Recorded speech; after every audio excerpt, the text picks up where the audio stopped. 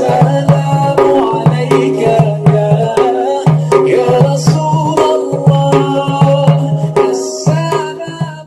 السلام علیکم ورحمۃ اللہ وبرکاتہ. ناظرین، آج کے ویڈیو کا ہمارا سبجیکٹ ٹاپک ہے، موضوع ہے عیب جوئی. عیب جوئی کا مطلب سمجھتے ہیں آپ؟ کسی کے عیب کو تلاش کرنا، اس کو عیب جوئی کہتے ہیں. اس کے بارے میں اسلام نے ہمیں کیا حکم دیا ہے، آئیے جان لیتے ہیں.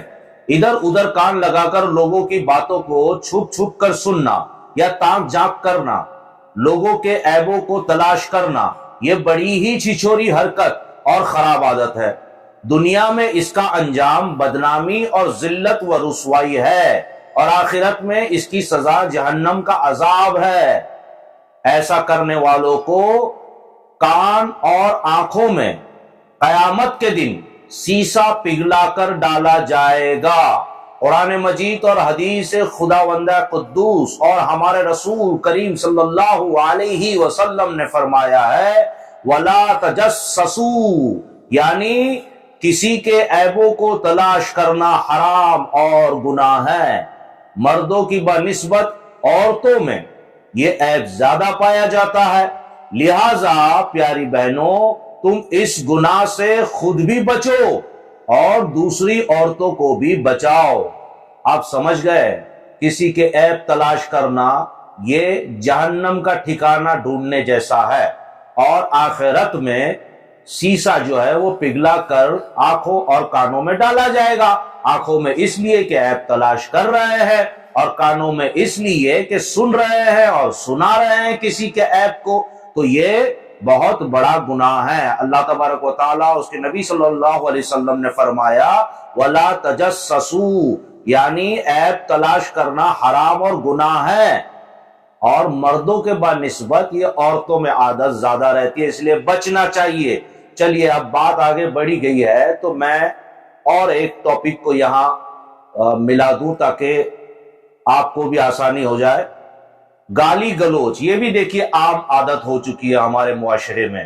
گالی گلوچ کے بارے میں اسلام نے ہمیں کیا سبق دیا، دیکھیے کیا حکم دیا ہے، کیا بچنے کے لیے حکم دیا. گالی گلوچ، اس گندی عادت کی برائی ہر چھوٹا بڑا جانتا ہے. یقیناً فحل اور فحش الفاظ اور گندے کلاموں کا بولنا یہ کمینوں اور رذیل و ذلیل لوگوں کا طریقہ ہے اور شریعت میں حرام و گناہ ہے. حدیث شریف میں ہے کہ سباب المسلمی فسوق، نبی صلی اللہ علیہ وسلم نے کیا فرمایا؟ سباب المسلمی فسوق، یعنی کسی مسلمان سے گالی گلوچ کرنا یہ فاسق کا کام ہے.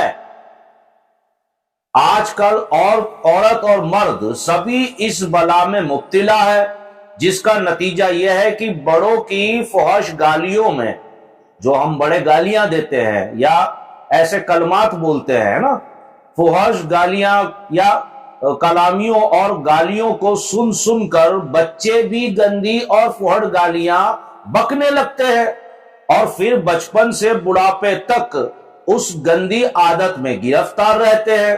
لہذا ہر مرد و عورت پر لازم ہے کہ کبھی ہرگز گالیاں اور گندے الفاظ منہ سے نہ نکالے.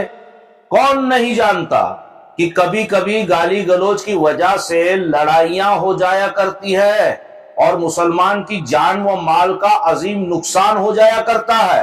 اس لیے مسلم سماج کو تباہ کرنے میں بد زبانیاں یعنی خراب زبان، بد زبانیاں اور گالی کا بہت بڑا دخل ہے، بہت بڑا رول ہے بد زبانیاں اور گالیوں کا. اور ہم تو دیکھ ہی رہے ہیں آس پاس، اور خصوصاً ہمارے جو سوسائٹی ہے، ہماری جو سماج ہے، اس میں تو یہ عام ہو چکا ہے.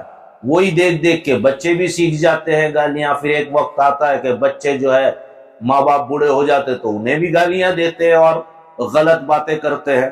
اسی کے بارے میں یہاں بتایا گیا ہے. لہذا اس عادت کو ترک کر دینا بے حد ضروری ہے، چھوڑ دینا بہت ضروری ہے. دیکھیے آگے، خاص کر عورتوں کو اپنی سسرال میں اس کا ہر وقت خیال رکھنا چاہیے، کیونکہ سینکڑوں عورتوں کو طلاق ان کی بد زبانیوں اور گالیوں کی وجہ سے ہو جایا کرتی ہے۔ سینکڑوں عورتوں کو آپ دیکھیے گا، ریسرچ کیجئے گا کہ ان کی طلاق اس لیے ہوئی کہ وہ سسرال میں یا تو بد زبانی، ہم کہتے ہیں نا کہ کچھ بھی بول دینا منہ سے، یا پھر گالیاں، اس کی وجہ سے طلاقیں ہوئی ہیں۔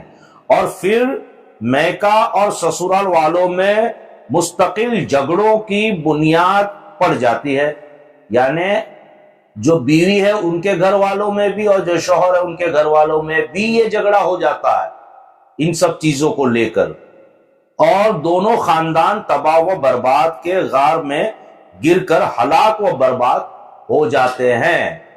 میں نے یہاں دو چیزیں آپ کو سمجھائی، کوشش کی، ایب جوئی، ادھر ادھر کان لگا کر باتوں کو چھپ چھپ کر سننا یا تاک جاگ کرنا، یہ سب ایب جوئی ہے۔ کبھی کبھی ہم بات کرتے ہیں تو کچھ لوگوں کی عادت ہوتی ہے کہ وہ آہستہ آہستہ چل کر آتے اور کان لگاتے ہیں، ایسا نہ کریں، یہ گناہ ہے۔ بلکہ آپ کو ایسا اشارہ کریں، سلام کریں۔